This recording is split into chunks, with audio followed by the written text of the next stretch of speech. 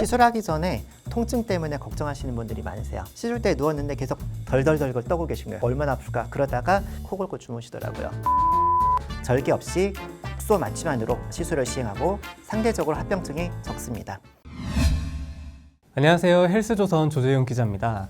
얼마 전 남성 난임에 대한 취재 중 정계정맥류라는 질환에 대해 알게 됐는데요. 일단 제 얘기는 아닙니다. 음낭에서 울퉁불퉁한 것이 만져져 병원을 찾는 남성이 정계정맥류 진단을 받았는데, 이 질환은 고환 위쪽의 정맥이 비정상적으로 드러나 음낭 안에서 뒤틀리는 증상이 나타나는 것으로 알려졌습니다. 놀라웠던 것은 한국 남성 약 15%에서 발생한다는 점이었는데요. 난임을 유발하는 정계정맥류란 무엇인지 오늘 서울 88 의원 정혜도 원장님을 모시고 자세히 알아보겠습니다. 원장님 안녕하세요. 안녕하세요. 서울 88 의원 정혜도입니다. 원장님, 오늘 정계정맥류라는 질환에 대해 궁금한 게 많은데요. 먼저 정맥류라는 게 어떤 걸까요? 정맥류에서 류는 덩어리, 혹이라는 뜻입니다. 정맥이 혹처럼 늘어난 것을 정맥류라고 합니다. 대표적으로 다리 정맥이 늘어난 것을 하지정맥류라고 하고요. 남성의 고환 주변 정맥이 생기는 정계정맥류가 있고요. 또 여성의 골반 주변 정맥이 생기는 골반정맥류가 있습니다. 사실 이 하지정맥류는 많이 들어봤는데 정계정맥류는 좀 생소해요. 사실 저도 처음 들어봤어요. 이 정계정맥류라는 게 어떤 질환인가요? 우리나라 남성에서 좀 흔하게 나타나는지 말씀 부탁드리겠습니다. 정계정맥류는 소아에서 성인까지 전 연령에서 발생합니다. 기자님이 앞서 소개하신 대로 우리나라 전체 남성의 15% 정도가 정계정맥류를 갖고 있다고 알려져 있습니다. 남성 10명 중에 한두 명이니까 생각보다 많다고 할 수 있습니다. 정계정맥류는 고환 주변에 정맥이 늘어나서 혈관 덩어리가 생기고 혈관이 점점 커지는 질환입니다. 고환에 묵직한 통증이 있을 수 있고요. 어떤 분들은 우리우리하다고 하고 고환에 자물쇠가 걸려있는 것 같이 당기고 불편하다는 분들도 있습니다. 고환 주변에 있는 혈관이 커지니까 혈관이 튀어나오고 덩어리가 만져질 수도 있습니다. 또 고환의 크기가 작아지는 고환 위축이 발생할 수도 있고요. 고환은 정자를 생산하는 곳이라서 남성 난임도 발생할 수 있습니다. 그런데 딱히 증상이 없는 경우도 많아서 본인이 정계정맥류라고 모르고 지내는 경우도 많습니다. 그렇다면 정계정맥류는 왜 생기나요? 선천적으로 이게 생기는 경우가 있는지 아니면은 다른 특정 원인으로 무엇이 있는지 궁금한데요. 정맥에는 판막이라는 게 있습니다.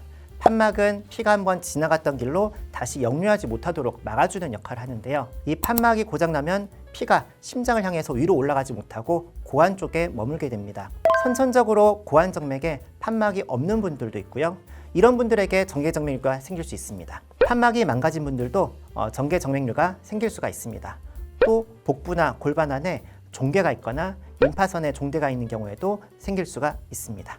정계정맥류는 주로 좌측에 많이 생깁니다. 85% 이상에서 좌측에 생기고요. 10% 정도에서 양측에 생기기도 합니다. 그리고 아주 간혹 우측에만 단독으로 생기는 경우도 있습니다. 대부분 좌측에 생기는 이유는 동맥을 통해서 피가 고환으로 갔다가 고환정맥을 통해서 다시 심장 방향으로 올라오게 되는데요. 좌측 고환정맥은 구조상 좌측 콩팥정맥과 연결되어 있어서 좌측 고환정맥에서 나오는 피가 빠져나가기 어렵게 되어 있는 반면, 우측 고환정맥은 하대정맥과 바로 연결이 되어서 피가 쉽게 빠져나가게 됩니다. 또 정맥에는 피의 역류를 막아주는 판막이 있다고 말씀드렸었는데요. 좌측 고환정맥에 있는 판막의 수가 우측보다 보통 적습니다. 그래서 좌측이 기능 부전에 빠지기 쉽고요. 이런 여러 가지 해부학적 요인들로 인해 좌측에 더 잘 생기게 됩니다. 좀 전에 원장님께서 증상이 없는 경우도 있다고 말씀하셨는데, 그렇다면 정계정맥류가 어떻게 알 수 있는지, 어떤 검사를 받아야 하는지, 또 어떻게 진단이 되는지 설명해 주시면 좋을 것 같아요. 가장 중요한 검사는 도플러 초음파 검사입니다. 초음파를 고환정맥에 대서 정맥이 실제로 늘어나 있는지, 또 혈액에 역류가 있는지를 평가하게 됩니다. 검사가 간편해서 정계정맥류가 의심되는 환자에서 가장 먼저 시행해보는 1차적인 진단 방법입니다. 고환 통증의 원인은 정계정맥류도 있지만 다른 원인도 있을 수 있습니다. 고환이 음낭 안에서 꼬이는 고환염전이라든지, 이 고환염전 같은 경우는 아주 응급 상황이기 때문에 바로 응급수술이 필요할 수도 있습니다. 또 다른 질환으로 고환에 염증이 있는 부관염 같은 경우도 있을 수 있기 때문에 정확한 감별이 중요하고요. 또 초음파를 해보면 음낭에 다른 질병이 있는지도 확인해 볼 수 있습니다. 정계정맥류 진단을 받으면 꼭 치료가 필요할까요? 잘 모르고 그냥 방치해서 놔두면 자연 치유가 되는 건지, 아니면 또 다른 심각한 문제가 발생하는지 말씀 부탁드립니다. 정계정맥류는 자연 치유가 되진 않습니다. 늘어난 혈관이 자연적으로 줄어들지 않기 때문에 그렇고요. 망가졌던 판막이 다시 약물이라든가 이런 치료로 회복되지 않기 때문에 그렇습니다. 그렇지만 모든 경우에 반드시 치료가 필요한 건 아닙니다. 있는지 모르고 지내시는 분들도 많으니까 그렇습니다. 증상이 없다면 경과관찰만 하는 경우도 있습니다. 정계정맥류가 문제가 될 수 있는 게 첫 번째는 통증입니다. 어떤 병이든 마찬가지겠죠. 아프면 치료를 하는 게 맞다고 생각합니다. 두 번째는 남성 난임, 불임을 유발하는 원인이 되기도 한다는 것입니다. 고환은 정상 체온보다 약간 낮아야 남성 호르몬의 분비와 정자 생성이 원활하게 되는데 정계정맥류로 고환 주위에 피가 몰리면 고환의 온도가 상승하고요. 혈류가 정체되니까 고환 조직에 저산소증이 생기게 됩니다. 결과적으로 남성 호르몬이 감소하고 정자가 부족해지거나 무정자증이 발생해서 남성 난임이 될 수 있습니다. 모든 정계정맥류가 난임을 유발하는 것은 아니지만 난임 남성의 20에서 40% 정도에서 정계정맥류가 나타납니다. 실제로 임신이 안 돼서 검사를 해봤더니 정계정맥류가 있는 경우는 치료를 통해 고환의 환경을 개선해 주니까 정액 지표가 좋아지고 임신 성공률이 증가했다는 연구 결과가 있습니다. 저희 병원에서 치료받으신 분들 중에서도 정계정맥류 치료 후 임신에 성공하신 분들이 있습니다. 세 번째는 고환의 크기가 작아지는 고환 위축입니다. 난임이 되는 과정과 마찬가지로 고환 주위에 피가 몰리고 혈액순환 저류가 유발되면서 고환의 크기가 작아질 수 있습니다. 청소년기에 고환이 점점 커지는데 정계정맥류가 있으면 고환이 커지지 않기 때문에 이럴 때는 추가적인 위축을 막기 위해 치료가 필요합니다. 원장님, 그러면은 이 정계정맥류를 어떻게 치료하는지 많은 사람들이 또 이제 궁금해하실 것 같은데 아무래도 이게 민감한 부위다 보니까 치료 방법과 안전성에 대해서 자세히 알고 싶어하는 분들이 많을 것 같아요. 말씀 한번 부탁드리겠습니다.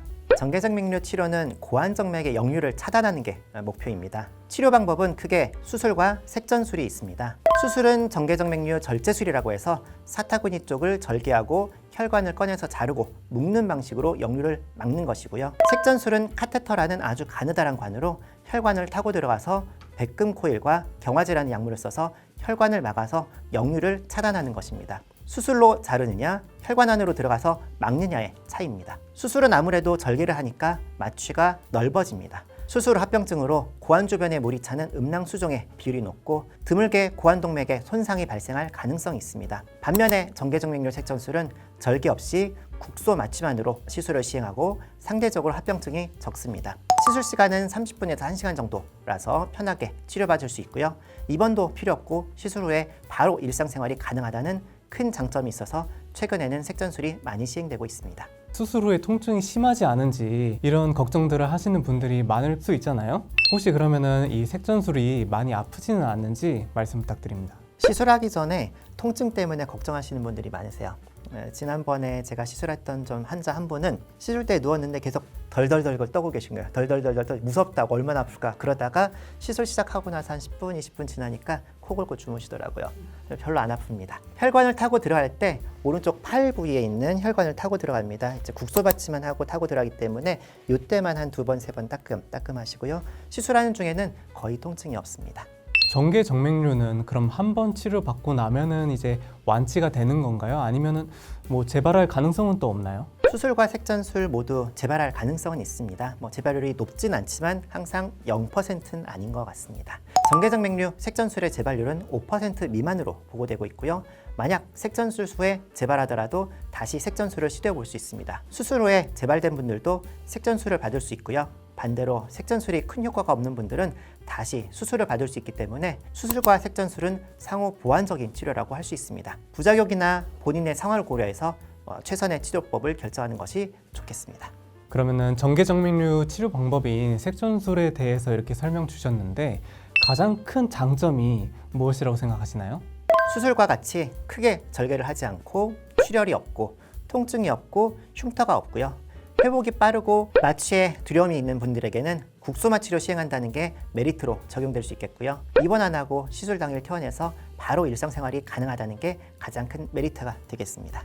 개개인마다 생각하시는 장점이 다를 수 있겠지만은 색전술의 가장 큰 장점 중에 하나는 합병증 위험이 낮다는 겁니다.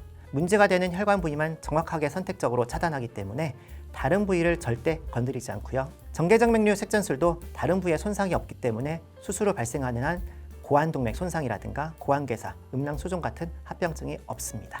정계정맥류가 의심돼서 이 색전술을 받고 싶다면은 어떤 곳에서 치료를 받아야 될까요? 색전술은 인터벤션 영상의학과에서 시행이 됩니다.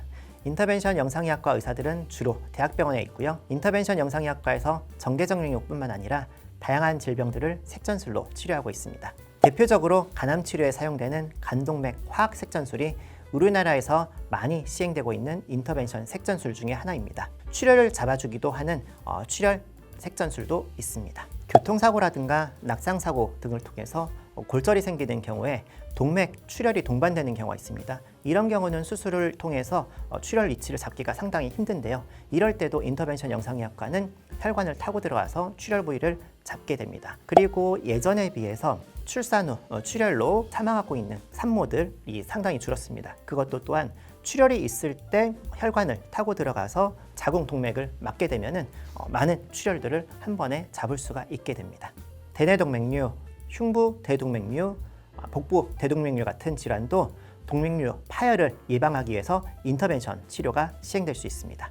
또 정계정맥류를 비롯해서 하지정맥류, 골방정맥류 같은 정맥류 질환도 치료하고요. 암뿐만 아니라 전립선 비대증이나 자궁근종 같은 양성 질환도 색전술로 치료할 수 있습니다. 과거에는 수술로만 치료했던 질환들을 수술까지 가지 않고 치료할 수 있어서 환자분들의 선택지가 더 넓어졌다고 할 수 있습니다. 그러면 이 색전술은 대학병원에서만 받을 수 있는 건가요?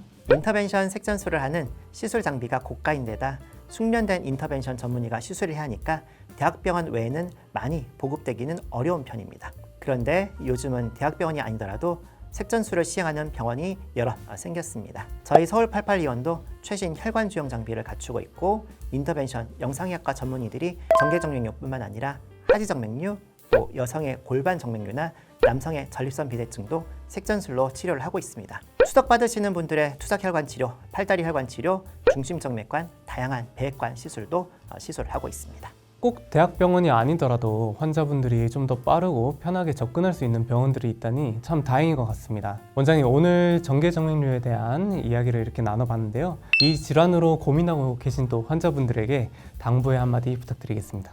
고환에 통증이 있거나 불편하시거나 고환의 좌우 크기가 크게 다르신 분들, 또 난임으로 정계정맥류가 의심되는 분들은 검사를 받아보시는 게 좋습니다. 치료가 필요한 경우 정계정맥류 색전술로 간단하게 치료할 수 있습니다. 통증도 치료하고 정계정맥류로 인한 난임이라면 임신에도 도움이 될 수 있으니까요. 인터벤션 영상의학과에 방문하셔서 현재 상태에 대한 정확한 평가를 받아보시기 바랍니다.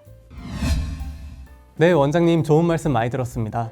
오늘 출연해주신 서울 88의원 정혜도 원장님 감사합니다. 네, 감사합니다. 시청자 여러분께 많은 도움이 되셨길 바랍니다. 지금까지 헬스조선 질병백과 정계정맥류 편이었습니다. 시청해주신 여러분 감사합니다.